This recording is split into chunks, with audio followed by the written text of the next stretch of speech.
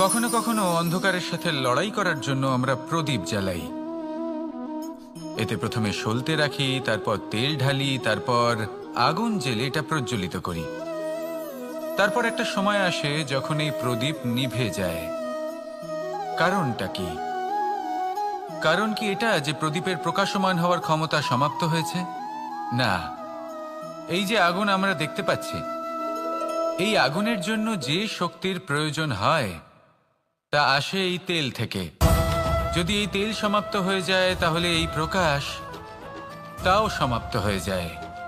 আর আমাদের জীবনে এই তেল হলো আমাদের কর্ম, আর এই আগুন আর এর দ্বারা উৎপন্ন হওয়া প্রকাশ আমাদের ভাগ্য। যত আমাদের কর্ম ক্ষীণ হতে থাকবে, আমাদের ভাগ্য সৌভাগ্য কোথাও না কোথাও লুপ্ত হয়ে যাবে। যে উজ্জ্বল ভবিষ্যৎ আমরা চাইছি তা কখনো লাভ করতে পারবো না যদি কর্ম না করি। ঠিক যেমন তেল ছাড়া অগ্নি উৎপন্ন হয় না, তেমনি কর্ম ছাড়া সৌভাগ্য হয় না। আর যেমন কর্ম তেমন ভাগ্য। তাই সবসময় কর্ম করতে থাকুন, কর্ম করা থামাবেন না। আর আমার সাথে ভালোবেসে বলুন, রাধা রাধা। জীবনে তিনটি বিষয় আছে, তিনটি বস্তু আছে, তারা যেন আপনাকে কখনো বশে না করে নিতে পারে। প্রথম হলো ধন। ধন যতক্ষণ আপনি ব্যবহার করতে থাকেন, যতক্ষণ তা আপনার কাজে আসছে, ততক্ষণ ঠিক আছে, এই ধন আপনার কাছে অমৃত। কিন্তু যখন এই ধন আপনাকে ব্যবহার করতে শুরু করে, বুঝে যাবেন যে আপনার পতনের সময় শুরু হয়েছে। দ্বিতীয় বিষয়, ফেলে আসা অতীত। যাই করুন, আপনি অতীত পাল্টাতে পারবেন না, আর এই সত্যিটা আপনিও জানেন। কিন্তু তাও এর বশবর্তী আমরা হয়ে পড়ি। আর যখন তাই হয়, তখন এই সংসারে আমরা যেখানেই যাই না কেন, যত বড়ই সুখ লাভ করি না কেন, সেই সব আমাদের কাছে তিক্ত বলে মনে হয়। তৃতীয় বিষয়, আপনার আশেপাশের মানুষ ভিন্ন ভিন্ন ধরনের মানুষ হয়, যাদের চিন্তা ভাবনা এবং দৃষ্টিভঙ্গি ভিন্ন ভিন্ন প্রকারের। যদি এদের বশবর্তী আপনি হয়ে পড়েন, তাহলে কেউ বলবে এটা করো, এটা ভালো। কেউ বলবে এটা করো না, ওটা করো, ওটা ভালো কাজ। কেউ বলবে এই দুটোই করো না, অন্য কিছু করো। এই কথাগুলিতে আপনি এতটাই জড়িয়ে পড়বেন যে আপনি লক্ষ্যভ্রষ্ট হয়ে পড়বেন। তাই এই তিন বিষয় থেকে সাবধানে থাকবেন। যদি কোনো কিছু বশ করতে হয়, তাহলে আপনাকে বশ করতে হবে আপনার আজকে, নিজের বর্তমানকে। এটা খুব প্রয়োজনীয়। এটা ভাববেন যে এই সময়ের সদ্ব্যবহার আমি কিভাবে করব, সময়কে শাসন কিভাবে করব, ওই কর্ম কিভাবে করব যাতে ভবিষ্যতে কখনো আমার আফসোস না হয়, বরং এই সংসার আমাকে নিয়ে গর্ব করবে, সেই কর্ম করুন। আর যখন আপনি এটা শিখে নেবেন, তখন আপনি নিজেই নিজেকে প্রকৃত অর্থে ভাগ্যশালী করে তুলবেন। আসুন আমার সাথে ভালোবেসে বলুন, রাধা রাধা। অনেক সময় আমরা কারোর নীরবতাকে তার দুর্বলতা ভেবে বসি। হতেই পারে সেই ব্যক্তি উত্তর দিতে চাইছেন না, হতে পারে অন্য কোনো কারণ আছে যা আমরা বুঝতেই পারছি না। সেই জন্য তাকে দুর্বল ভেবে নেওয়া অনুচিত। দেখতে গেলে এই বিশাল সমুদ্র এও কিন্তু নীরব, শান্ত হয়। কিন্তু যখন সে রুদ্র মূর্তি ধারণ করে, তখন কি হয়? সমগ্র সংসারকে বিনাশের পথে নিয়ে যায় এই সমুদ্র, প্রলয় সৃষ্টি করে। সেই জন্য কারোর সহ্য শক্তিকে দুর্বলতা বলে মনে করবেন না। কারণ যদি এই নীরবতা নিজেকে ভেঙে বেরিয়ে আসে, তাহলে তা বিনাশের সমস্ত সীমা পার করে যেতে পারে। তাই এই নীরবতাকে সবসময় বুঝুন, সবসময় একে সম্মান করতে শিখুন। আর আমার সাথে ভালোবেসে বলুন, রাধা রাধা। কখনো কোনো চাতক পাখিকে দেখেছেন? কথায় আছে যে বছরে মাত্র একবার সে তার তৃষ্ণা মিটিয়ে থাকে, আর তাও আকাশে ভেসে থাকা মেঘের দ্বারা ঘটানো বৃষ্টির জলের ফোঁটা থেকে। আর কোথাও থেকে সে তার তৃষ্ণা পূরণ করে না। সারা বছর সে নিদারুণ গরম সহ্য করে, তীব্র শীতও সহ্য করে, শুধু এই আশা নিয়ে যে বছরে একবার অন্তত সেই মেঘের ঘন ঘটা হবে, বৃষ্টি হবে, আর সে তার তৃষ্ণা নিবারণ করবে। এটা আসলে কি? এটা আসলে বিশ্বাস। সেই বিশ্বাস যে বছরে একবার সেই মেঘ আসবে তৃষ্ণা নিবারণ করতে।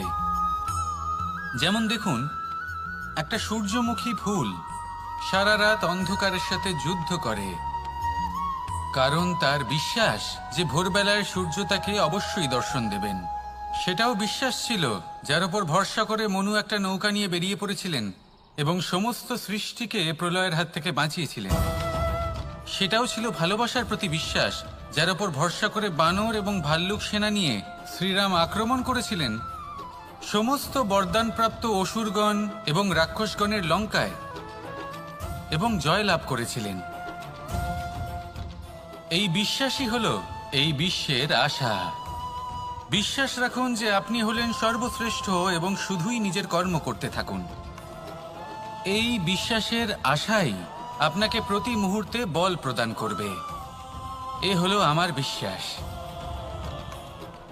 আসুন আর আমার সাথে ভালোবেসে বলুন, রাধা রাধা। যোগাসন। যোগাসনে আসন অত্যন্ত গুরুত্বপূর্ণ। এবার আমি বলবো সবথেকে শ্রেষ্ঠ আসন কোনটি। আশ্বাস। নিজেকে আশ্বস্ত করতে থাকুন যে আমি আছি, সব ঠিক হবে, যা হচ্ছে ভালোর জন্য হচ্ছে। এই আশ্বাস আপনাকে জীবনে এমন ধন্যাত্মক বিশ্বাস দেবে যে আপনি বড় বড় সমস্যার সমাধান করতে পারবেন। এবার যদি কথা বলি সবথেকে কঠিন সময়ের, তাহলে সেটা হলো বিচ্ছেদের। যা মা সীতাকে সহ্য করতে হয়েছে শ্রীরামের জন্য, রাধা কৃষ্ণকেও সহ্য করতে হয়েছে। যে ব্যক্তি বিচ্ছেদের সময় সঠিক পথে চলে এসেছে সে জীবনে অনেক শ্রেষ্ঠ স্থানে অবশ্যই পৌঁছতে পারবে। এবার যদি কথা বলি সবথেকে জরুরি এবং গুরুত্বপূর্ণ সময়ের, তাহলে সেটা হলো সংযোগ। সকলকে সাহায্য করতে থাকুন। আপনি অন্যদের সাহায্য করে তাদের যত আনন্দ দিতে পারবেন ততটাই আনন্দ আপনারও জীবনে অবশ্যই আসবে। আসুন আর আমার সাথে ভালোবেসে বলুন, রাধা রাধা। সংসারে সকলে উঁচুতে উঠতে চায়, কেউ নত হতে চায় না। সবাই এটা মনে করে যে নত হওয়ার অর্থ হলো তাদের আত্মসম্মান এবং অহংবোধের বিরুদ্ধাচরণ করা। তাদের মনে হয় যে যদি আমরা নত হই সংসার আমাদের দুর্বল মনে করবে, তাদের শৌর্য এবং তাদের ব্যক্তিত্বের অপমান হবে। কিন্তু এটা কি সত্যি? প্রত্যেকবার নত হওয়ার অর্থ কি সম্মানহানি হওয়া? কখনোই নয়। আপনি নিজের জীবনকেই দেখে নিন। আপনার কোনো অমূল্য জিনিস যদি নিচে পড়ে যায় তাহলে তাকে কিভাবে তোলেন? সেই বস্তুকে তোলার জন্য আপনাকে নত হতেই হবে। আপনি বড়দের আশীর্বাদ কিভাবে লাভ করেন? আপনি নত হয়ে তবেই তাদের আশীর্বাদ লাভ করতে পারেন, তাই না? ভেবে দেখুন, আপনি একটা পথে হাঁটছেন, আপনি দেখতে চাইছেন যে আপনি সঠিক পথে হাঁটছেন কিনা, পায়ের নিচে কাঁটা পড়ে আছে কিনা। কিভাবে দেখবেন? আপনাকে সেই মাথা নত করেই দেখতে হবে। এর অর্থ কি? অর্থ খুব সহজ। প্রত্যেকবার নত হওয়া অনুচিত নয়, সেটা কোনোভাবেই সম্মানহানি নয়। পরিস্থিতি অনুসারে এবং যেখানে প্রয়োজন আপনি নত হতে শিখে গেলে আপনি অনেক কিছুই লাভ করতে পারবেন। জ্ঞান, মান, গুণ, বিশ্বাস। সেই জন্য প্রয়োজন এবং পরিস্থিতি অনুসারে নত হতে শিখুন। এতে অনুচিত কিছুই নেই।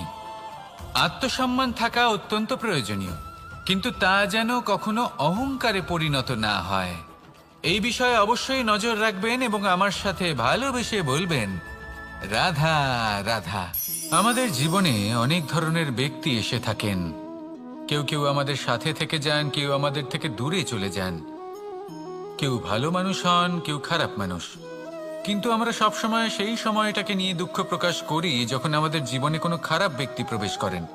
তারা আমাদের খারাপ অনুভূতি দেন, দুঃখ দেন, কষ্ট দেন। আমরা সবাই তাকে ভালো মন্দ কথা বলি। কিন্তু কেন? এমন বিভিন্ন ধরনের মানুষ, খারাপ মানুষ, ভালো মানুষ সবার জীবনেই আসেন এবং সকলকেই একটা অমূল্য শিক্ষা দান করে যান। এবার আপনি নিজেই ভেবে দেখুন, জীবনে যখন প্রথমবার আপনি আগুন স্পর্শ করেছিলেন তখন আপনি একটা শিক্ষা লাভ করেছিলেন যে আমাকে আগুনের থেকে একটু দূরে থাকতে হবে। তারপর আস্তে আস্তে আপনি শিখলেন যে কিভাবে এই আগুনকে নিয়ন্ত্রণে রাখতে হবে।